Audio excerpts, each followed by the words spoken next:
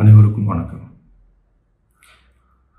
என் லைஃப்பில் இந்த மாதிரி ஒரு பெயின்ஃபுல்லான ஒரு சுச்சுவேஷனை நான் ஃபேஸ் பண்ணதே கிடையாது. மனசு முழுக்க வலி மட்டும்தான்.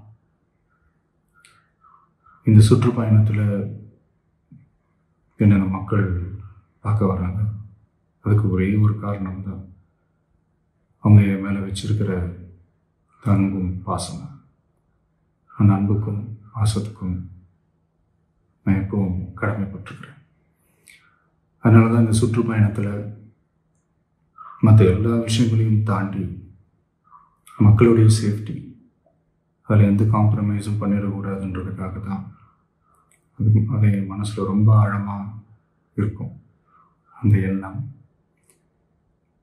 அதனால தான் இந்த அரசியல் காரணங்கள் எல்லாத்தையும் தவிர்த்துட்டு ஒதுக்கி வச்சுட்டு மக்களுடைய சேஃப்டி மட்டும் மைண்டில் வச்சுக்கிட்டு அதுக்கான இடங்களை சூஸ் பண்ணுறது, அதுக்கான இடங்களை பார்த்து பெர்மிஷன் கேட்குறது, போலீஸ் டிபார்ட்மெண்ட்டில் அதை ரிக்வெஸ்ட் பண்ணி கேட்போம். ஆனால் நடக்கக்கூடாதது நடந்துருச்சு. நானும் மனுஷன் தானே. அந்த நேரத்தில் அத்தனை பேர் பாதிக்கப்பட்டு இருக்கும்போது எப்படி அந்த ஊரை விட்டுட்டு என்னால் கிளம்பி வர முடியும்? நான் திரும்ப அங்கே போகணும்னு இருந்துச்சுன்னா அதை ஒரு காரணம் காட்டி அங்கே வேறு சில பதட்டமான சுச்சுவேஷன்ஸ், வேறு சில சம்பாவிதங்கள், அந்த மாதிரி எதுவும் நடந்துடக்கூடாதுன்றதுக்காக தான் நான் அவாய்ட் பண்ணேன். இந்த நேரத்தில் சொந்தங்களை இழந்து தவிக்கிற இத்தனை குடும்பங்களுக்கும் என்னுடைய ஆழ்ந்த இரங்கலை தெரிவிச்சுக்கிறேன். எனக்கு தெரியும், என்ன சொன்னாலும் இது ஈடையாகாதுன்னு எனக்கு தெரியும். ஹாஸ்பிட்டலில் ட்ரீட் பண்ணிகிட்ருக்கிற எல்லாருமே சீக்கிரமாக க்யூர் ஆகி வரணுன்றதை இந்த நேரத்தில் நான் வேண்டிக்கிறேன். கூடிய சீக்கிரமே உங்கள் எல்லாரையும் நான் சந்திக்கிறேன்.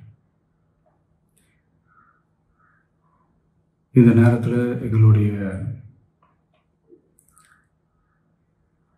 வலிகளை, எங்களுடைய நிலைமையை புரிஞ்சுக்கிட்டு எங்களுக்காக பேசின அரசியல் கட்சிகளை சார்ந்த நண்பர்கள், தலைவர்கள் அனைவருக்கும் என்னுடைய நன்றியை தெரிவிச்சுக்கிறேன். கிட்டத்தட்ட ஒரு 5 மாவட்டத்துக்கு பிரச்சாரத்துக்கு போனோம். இந்த மாதிரி எதுவுமே நடக்கல. ஆனால் கரூரில் மட்டும் ஏன் எப்படி நடக்குது, எப்படி நடக்குது? மக்களுக்கு எல்லா உண்மையும் தெரியும். மக்கள் எல்லாத்தையும் பார்த்துக்கிட்டு இருக்கிறாங்க. கரூரை சேர்ந்த அந்த மக்கள் அந்த உண்மையெல்லாம் வெளியில் சொல்லும்போது எனக்கு கடவுளே நேரில் வந்து இறங்கி அந்த உண்மைகள்லாம் சொல்கிற மாதிரி எனக்கு தோணுச்சு. சீக்கிரமே எல்லா உண்மைகளும் வெளியில் வரும்.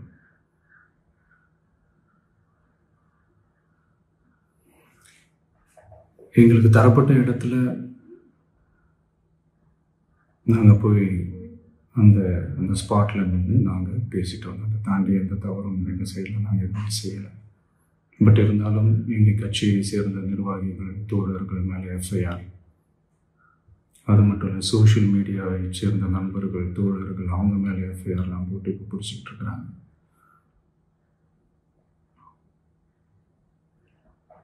சிஎம் சார், உங்களுக்கு ஏதாவது இந்த பழி வாங்கணும் அப்படின்ற எண்ணம் ஏதாவது இருந்துச்சுன்னா என்ன வேணாலும் பண்ணுங்க. அவங்க மேலே கை வைக்காதீங்க. நான் ஒன்று வீட்டில் இருப்பேன், இல்லை நான் ஆஃபீஸில் இருப்பேன். என்ன வேணாலும் செய்யுங்க. நண்பர்களே, தோழர்களே, நம்மளுடைய அரசியல் பயணம் இன்னும் ஸ்ட்ராங்காக, இன்னும் தைரியத்தோட கண்டினியூ ஆகும்.